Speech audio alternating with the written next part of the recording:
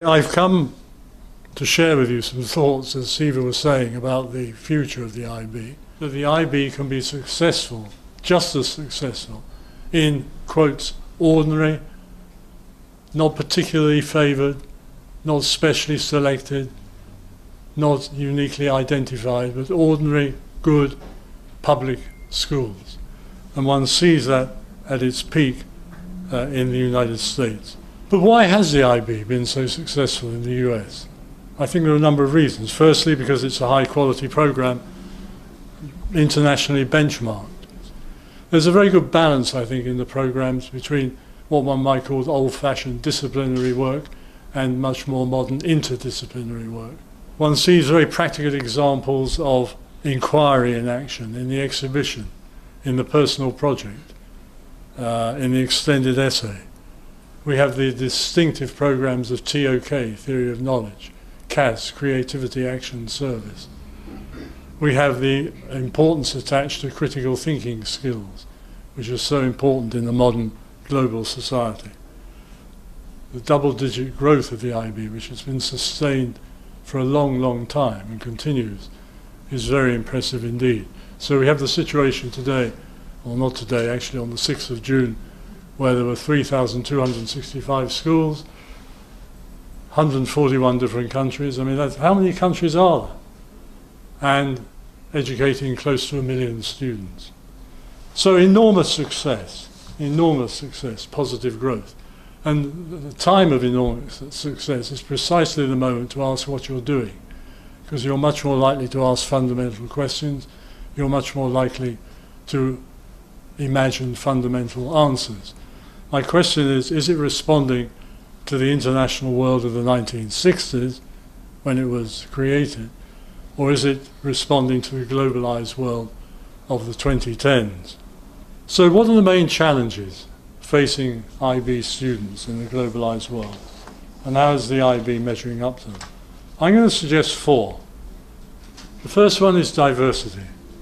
And I'm going to quote from the book: "The growing impact of mass migration makes us more aware of human diversity than at any time in the past. National frontiers no longer mark out a shared language and culture, if they ever did.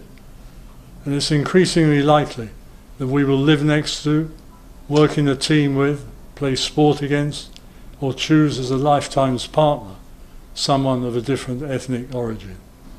Is there a moral argument for seeking out, welcoming, even celebrating diversity? I would argue that the default position on diversity lies somewhere between suspicion and antagonism, and to change that to somewhere between welcome and celebration requires a very special kind of education." My second challenge is complexity.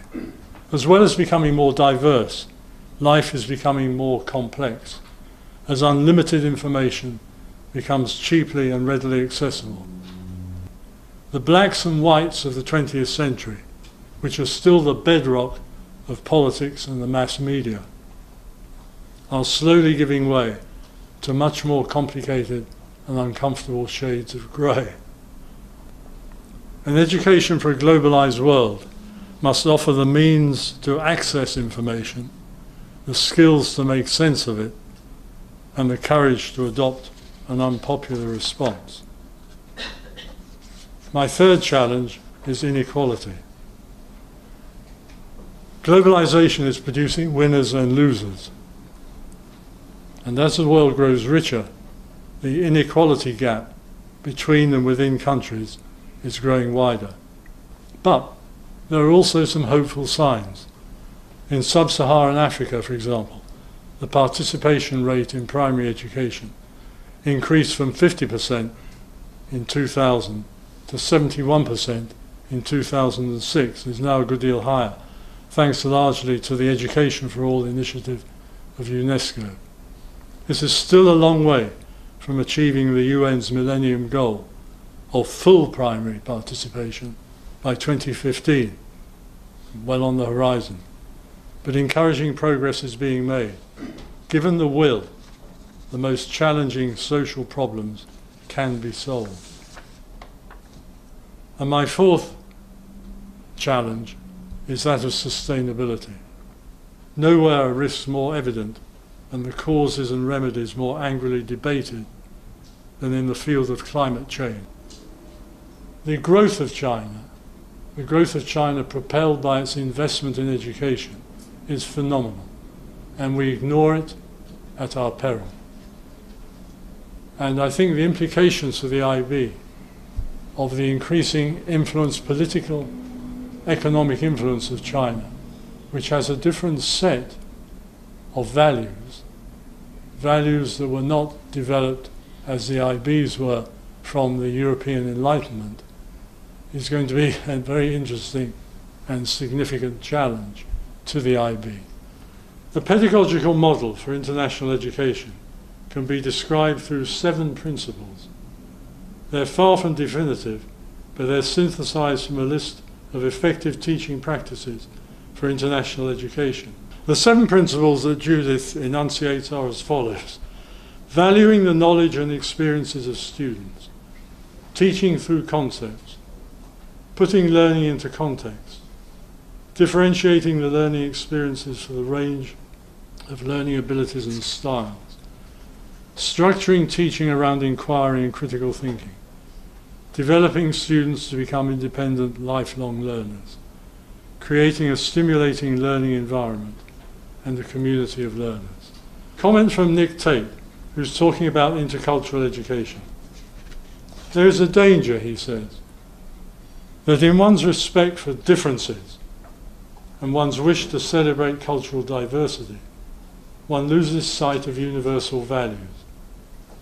The aims of IB schools are not morally relativistic. The values promoted by the mission statement and the learner profile are universal values.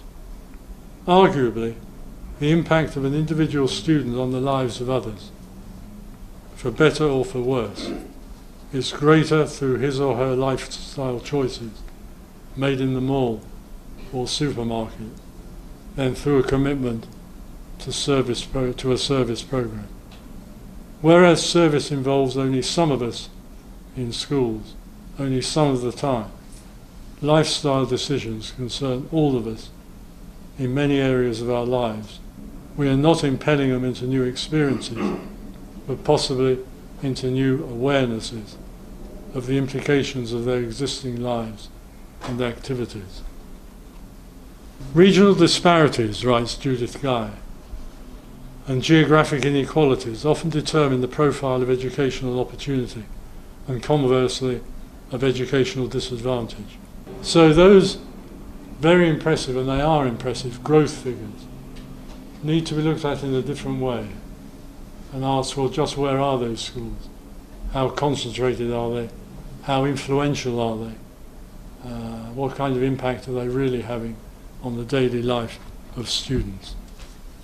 The IB remains too prescriptive, he says, especially in the diploma program, and needs to change this if it is to have more of an influence on national education systems or schools. Such flexibility is needed at both curricular and administrative levels. Indeed, what I'm reading out are the challenging parts. I don't want you to get the impression that this is a critical document. It is overwhelmingly supportive. But, as the title suggests, it is challenging, it is raising issues that are of importance. And here is a final one from me in the introduction. Arguably, we're moving into a 3rd phase of the development of international education. In the 3rd phase, schools will be seeking to become international in ways that best suit their particular circumstances and their different communities. You might think of the African Academy. And they'll be looking to the IB, perhaps less for its programs and more for its advice, support, development opportunities and recognition. I hope that the book will help set IB agendas. I hope it will be used by people in professional development and will make some significant contribution to the exciting future of the organisation. Thank you very much. So thank you, George. That was, I hope, just as for me, it was stimulating, I hope, for my colleagues as well. I think I took away some points that I just want to throw to my colleagues for conversation later. You know, the distinctive core that we have, how do we tinker with it, not throw grenades at it, hopefully. But the TOK, the CAS, and the extended essay, how do we continue this focus on international mindedness that we seem to uniquely own and others seem to uniquely look to us for? How do we not enhance the unique footprint of the IB? Maybe not enhance it, but how do we use it for the benefit of good learning in this globalized world? And I think I'll put this on my desktop as a scrolling text. This is precisely, you said, George, this is precisely the moment to ask questions as to whether we're doing the right things. I can't agree with you more, because the buildings and the change and all of that is just the mechanics, and I think now it's important to ask those questions. And also the change in paradigm that you pointed out between the students' everyday life, what they do in their daily experiences, versus what educational systems, even something as progressive as the IB, demands of them today. And you mentioned in particular the growth of China. I want to add to that the opening up of Japan to the external world, Japan's recognition of its place in the global market, and the emergence of India and the predominance of the East in the economic sphere, which will inevitably lead to us having to tackle those questions fairly soon, Margot, as you pointed out. We are going to be addressing them in some form or shape. In 2012, in this conference we're hoping to have, that brings, kind of plays off of George's piece that he's written called East is East and West is West. We really need to think about technology as well. I think it gives us renewed capabilities. It might also help us with the things we are criticized for most, our affordability, inability to be conducting things across the world at less cost. Well, let's go celebrate this book and have some good conversations. Thank you all.